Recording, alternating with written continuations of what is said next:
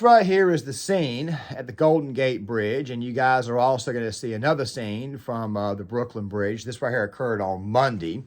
Of course, I'm releasing this video on Wednesday to go along with another video on immigration, but the reason why I'm choosing to release this video on Wednesday is because I think that there's a much broader explanation that needs to be tossed out there. And also to go on top of this, additional explanation on what is yet to come, because obviously people wonder why it is that these protesters decide to crowd the street and block traffic, not realizing that ambulances need to go through there. You could possibly get somebody killed.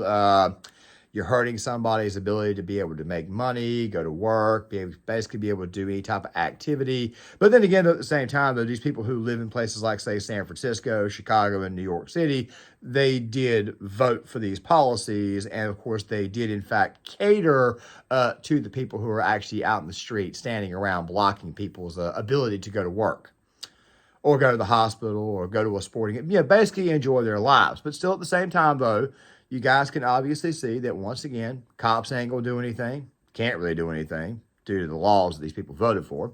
And also, to go on top of that, there's also going to be a wide conversation on what should actually happen to these people, because obviously people are beginning to get fed up. But there's also something else, too, that needs to be stated before I go any further. It's not just the fact that people are getting fed up. There's also people who are just straight up ignoring it, and also at the same time letting these people win. But we'll get to that on the other side.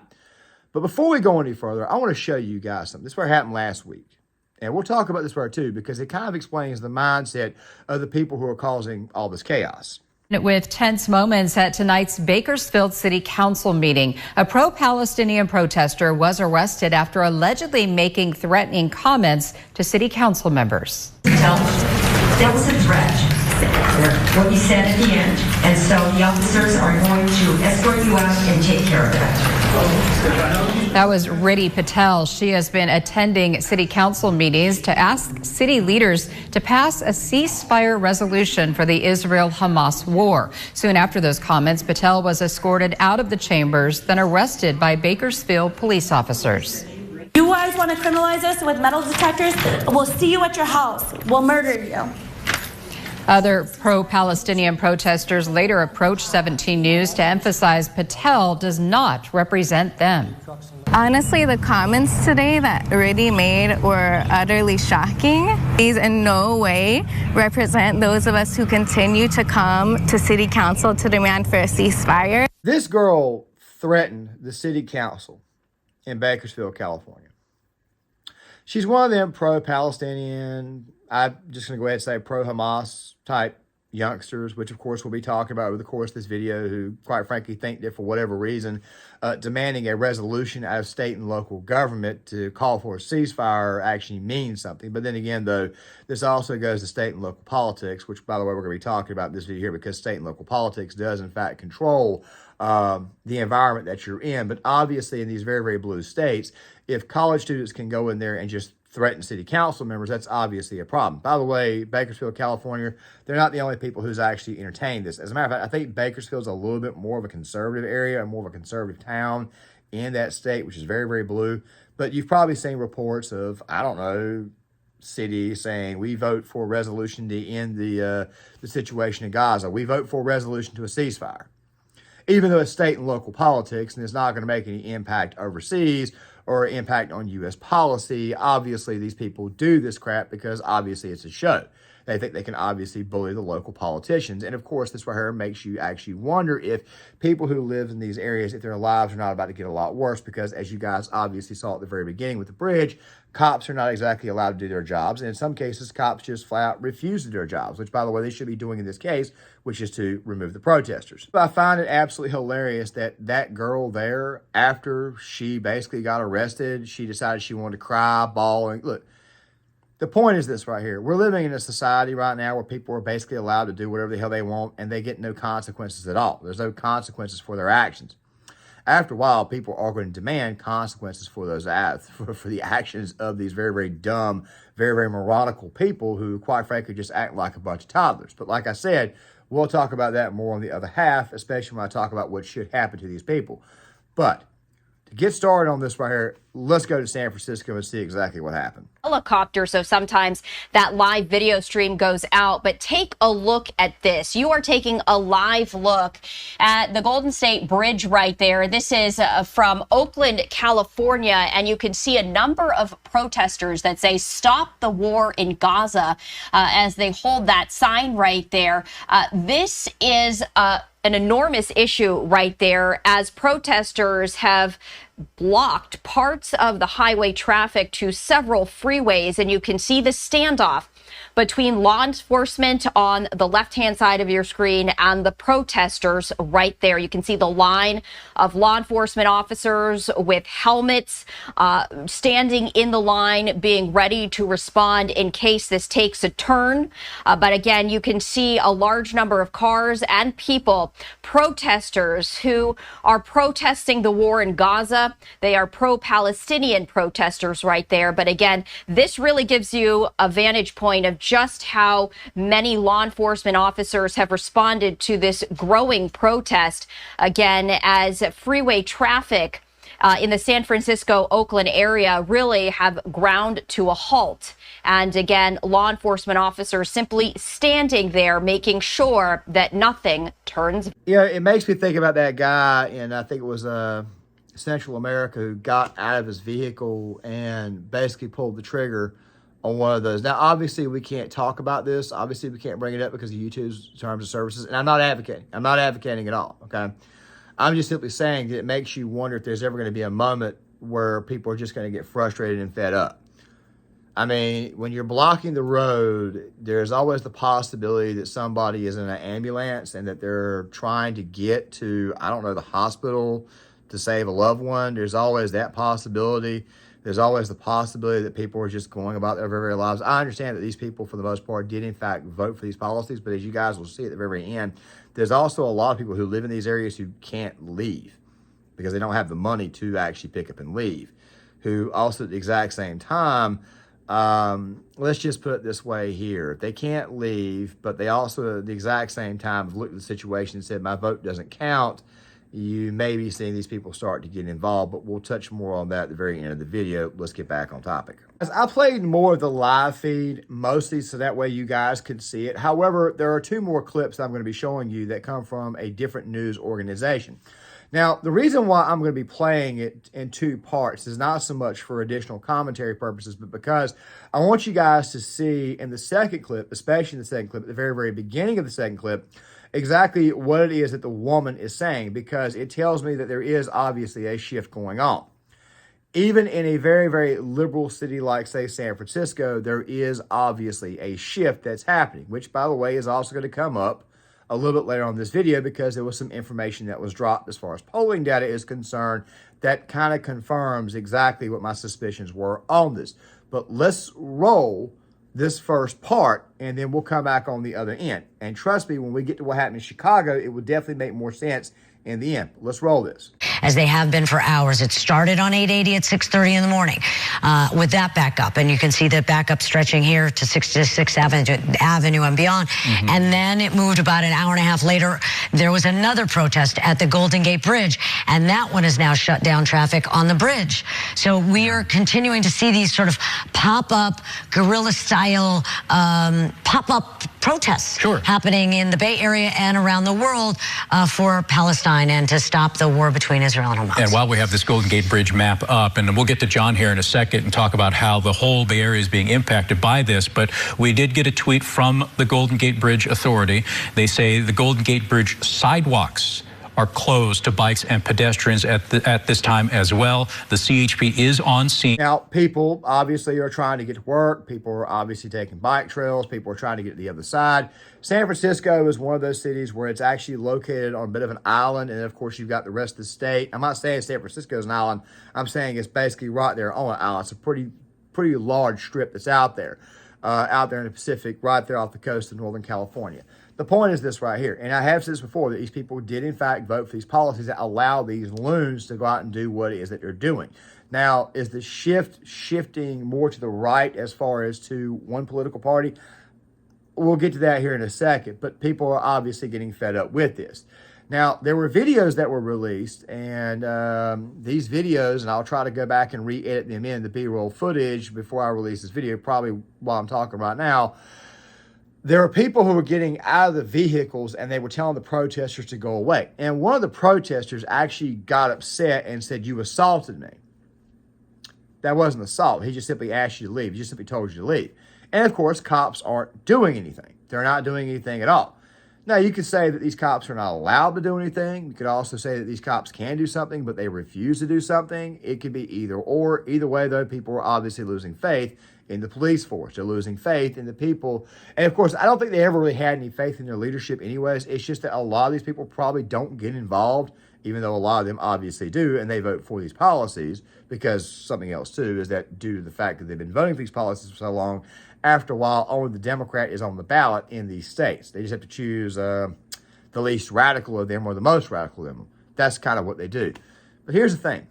I want you to pay attention to the first half of what is said in this next clip, because while the lady is looking at the map, she basically asked the question that most people who live in that area are already asking themselves. They're happening mid-span.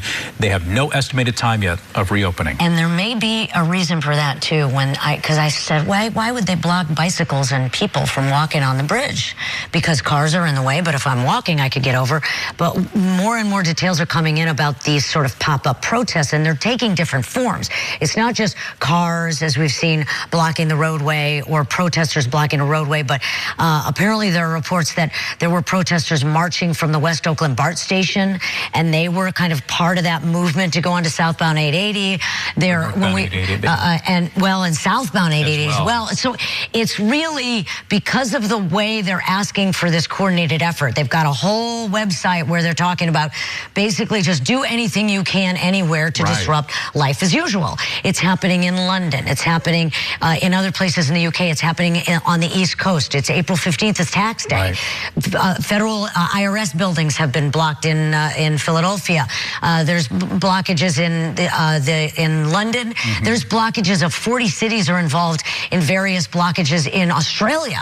So we're part of just seeing the tip of the iceberg here, and we don't know what the rest of the day holds. So I would say if you don't want to travel today, or if you need to go somewhere, choose to. Ma'am, what's going on is that these protests were actually organized. It's basically on a website right now. It's basically Free Gaza, all that type of stuff there. And of course, as I mentioned before, these people are demanding resolutions out of their state and local governments, which, by the way, aren't going to amount to a single thing. So it makes you wonder why it is that these people are doing this. Well, number one, these people don't have jobs. Number two, these people don't have a life. And number three, they've decided to shack up with old boomers. Now, I'll talk about old boomers on the other side, because obviously old boomers are the most liberal generation in American history. I'll be talking about that more so towards the end, because it also explains the shift that's going on. You see, right now, retirees are going to the left, where the working class are actually going to the right. Like I said, this right here will come up more so towards the end of the video, and there will also be videos in the future. Like I said, I'm about to start going over the commentary as far as like voiceover, especially given the fact that I recently just had a video going on Gear Issue 33 that was completely done in voiceover, that got no copyright claim at all, now that I've learned how to actually use the system. The point is this right here. People are getting fed up. People are getting sick and tired of this. But there's also the case of those people who, quite frankly, have gotten to the point to where they're like, you know what, I just don't care anymore. Just leave me the hell alone. Just let me go, like you're about to see in the case. Because a protest blocked the highway, and man, it caused some massive traffic delays. Yeah, now supporters of the Palestinian cause are getting ready to hold yet another rally. Nate Rogers joins us live with the latest on the impact of that demonstration. Nate? We had 2 rooms for our entire team. Yeah, that's right, guys. Good evening to the both of you. Right now, here on Federal Plaza, there are about 300 people that have gathered here for today's demonstration. You see many folks holding their native flag, holding signs, as well as beating drums. They've been here actually since about 3 p.m. participating in this demonstration. We've heard various chants. Now, the demonstration is in solidarity with an international call for the people of Palestine. The rally, coordinated by the Chicago Coalition for Justice in Palestine, they're calling on the Palestine community and their supporters to strike. No work, no school, no spending money today. They say they no longer want their tax dollars to fund genocide. Now, around 9:30 this morning, people just got up and walked off. And this right is obviously a concern to me. It's a concern because it tells me that there are some people out there who just, quite frankly, have given up. They've said, I really and truly don't care. Just let me get to the airport. And some people obviously are determined to walk and move towards the airport themselves because they obviously realize the cops can't do anything. But as you guys will see in the second half of this with the old boomers, and you'll also see in the second half of this, the cops did in fact make some arrests in this situation. Now, before I go any further, I want to go ahead and tell you guys really quick before we get to that clip, why it is these people do this stuff. Now, these people, and it's also going to be confirmed in the second set because I also got a clip from CBS. It's a relatively lengthy video. The thing is this right here. These protesters, you would think that they don't seem to understand that them doing what it is that they're doing, them clogging up the roads, them clogging up the highways, you would think that this right here obviously doesn't bring people to their side. And you'd be correct. It doesn't bring people to their side. The only thing it does is piss people off.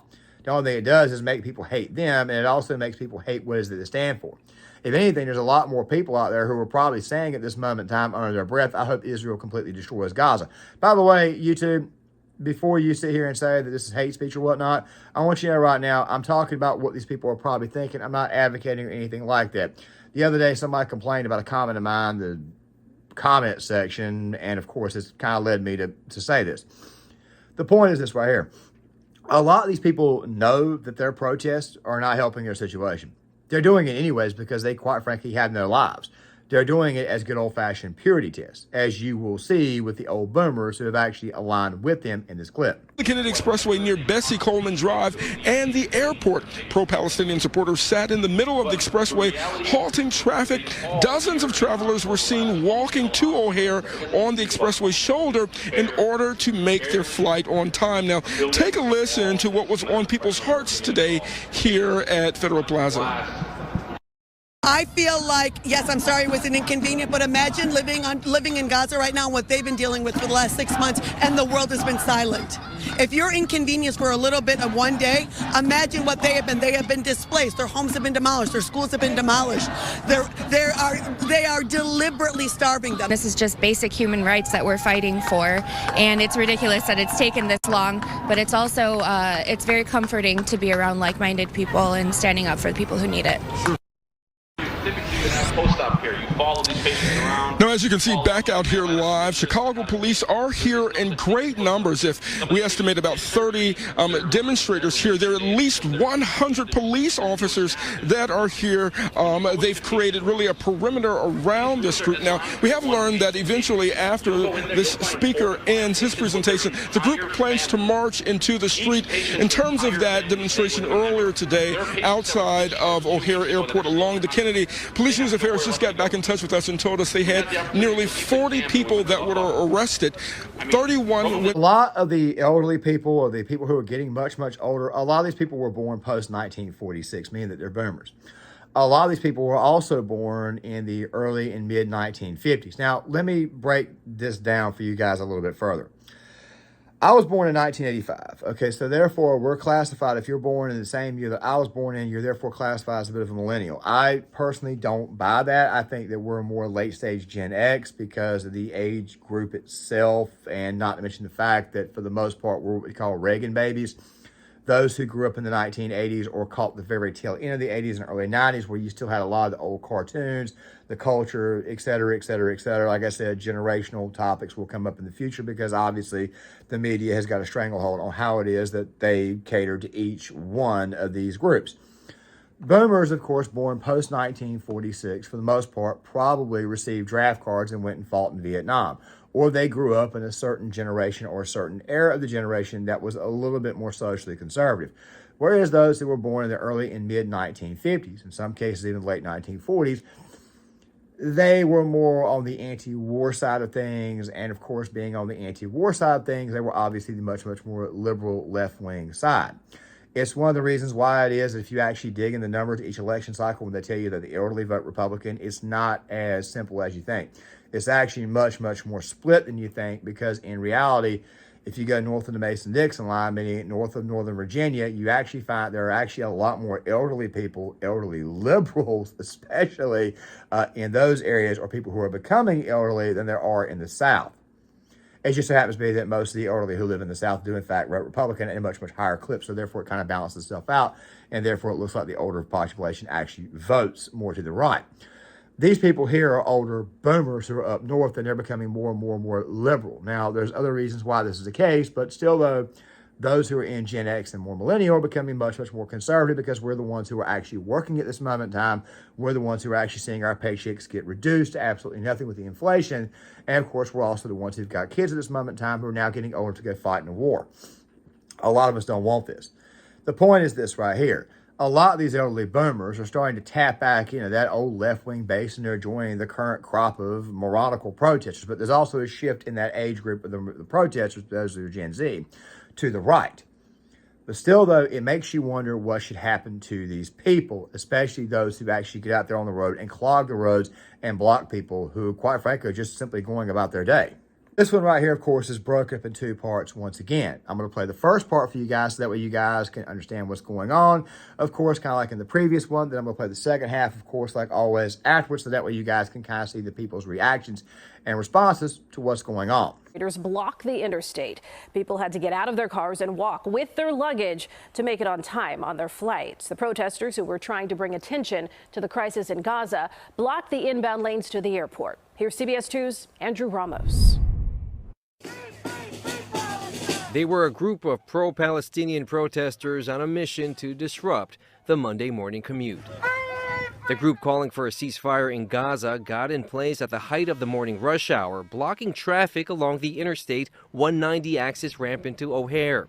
The scene from Chopper 2 captured what looked more like a parking lot as drivers were at a standstill. Travelers scrambled, some getting on foot, lugging their suitcases to the terminal to make their flights. Nancy and John Ionoff learned about the protest and opted for the Blue Line to catch their flight. Before I show you what the people in the airport, the people who are on the subway terminals, the trains who are going to the airport, before I show you guys what they're saying, what they're thinking, I'm pretty sure a lot of you already have an idea of exactly what is probably going through these people's minds. These protesters are getting on my nerves. These protesters are blocking traffic. What if I have to carry a family member to the hospital? And by the way, Reuters had an article not too long ago about this, talking about clogged arteries. I mean, this is obviously something that, quite frankly, is going to affect people. And obviously, these protesters have absolutely no consideration to other people. It's part of the reason why they do that. They go out of their way to make your life a living hell.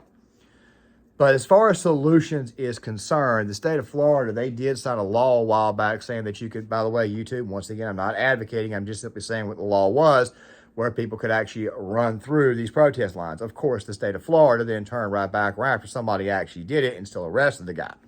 Kind of a BS law, if you ask me. I mean, if you sign a law, you need to actually stick with it. So therefore, obviously, I cannot advocate for that, even though you guys kind of already know what I'm thinking. I personally think that these people who decide to block the road, if something is to happen to any of these people, I mean any of these people, as in the people who are trying to just simply get to work, especially if somebody dies, I think every single protester should be charged with involuntary manslaughter. But obviously, as you guys can see, cops aren't really doing anything. A lot of times these people get charged with something like, say, disorderly, and the penalty never goes through. If you actually went through with actually penalizing these people for the crime that they committed, then chances are it probably would happen less and less. Basically, the point is this right here. If you actually punish people, if you actually bend them over and spank them with a belt or give them the proverbial beating, chances are they'll probably do it a lot less. But let's get these people. Let's just try the train, because we're not going to have a problem with the train. And what do you think? What do you think about your decision that you made? I think it was probably a good one. Inbound traffic would open back up at around 9:20 a.m. But it wasn't enough to help Lorena Larol, who was traveling with her son Liam to Panama. They missed their 11 a.m. flight due to the standstill. And my next flight now, I just got rebooked, is at 5:45, which puts me 7 hours in an airport with an infant. If you inconvenience other people and you make them suffer in any way, it's not a way to get people on your side. Out here, part of a global movement. The protesters who documented their effort on social media say their intention was to disrupt Boeing operations and call on the U.S. to stop arming Israel in the war in Gaza, all part of what they called was a day of action. CPD confirmed that as many as 40 people who participated in Monday's protest were arrested. You guys can obviously see that people are obviously beginning to get frustrated and get upset with this. Go back to what you guys saw earlier in that clip from San Francisco. The news lady was asking about the actual, how in the world did this even happen? These right here are people beginning to wake up. Back in 2020, when COVID happened, there were a lot of Facebook memes that got shared, and I've been saying this for a while, that while Facebook memes are just Facebook memes, sometimes they can carry some truth in some way. One of the ones that people were sharing was the one of John Rambo from the first Rambo film, First Blood, just simply walking. It's the old stock photo of the cup in his hand, even though that did not make it to the original cut, which I did do a review on, which I'll probably leave in the comment section while we're on anyways, as well as the other one I recently did. The thing is this right here. The meme said, wait till people who want to be left alone get involved. Well, the people who wanted to be left alone in 2020 were probably people who voted for Biden. As I've said before, there was a massive anti-COVID vote. 8-9 million people who just simply got him over. I mean, we all know what happened, but still he had to have those boots on the ground.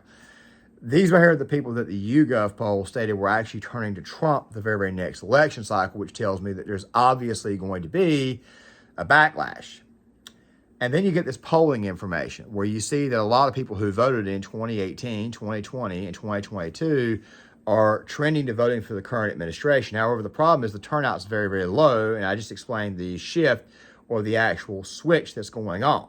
But something else, too, is also happening. You see the bottom number, these are people who are coming to the race who did not vote in either election, which means that the current Republican nominee is getting brand new voters. So in reality, what's really happening is that people who probably did not vote, and I'm pretty sure a lot of them were people going across the road, meaning these right here were people who probably did not think their vote was going to count, because a lot of people who live in these very, very blue states who don't believe their vote matters at all because it's so blue, but yet they can't leave, they can't move. These people are starting to get involved and they're starting to get activated. Now, I'm not saying that these places are going to turn red or anything like that, but once you actually start getting more and more people involved, change then begins to happen. And with that right there being said, guys, I'm going to go ahead and halt this video now. Basically, this right here boils down to people protesting, just be protesting, and the only thing they're doing is just making more and more people angry, making more and more people frustrated, just pissing more and more people off. And these people are about to get engaged, and you're probably going to see a massive shift to the other side, meaning the side that's not in office at this moment in time. Just throwing that out there. And just know when these people clog the road the way they do, just know that they're doing it because they have no life. Just saying. With that rather being said, guys, make sure you guys please hit the like button. Please subscribe. Please share the video. Please tell me what you think in the comment section. And I'll see you guys later.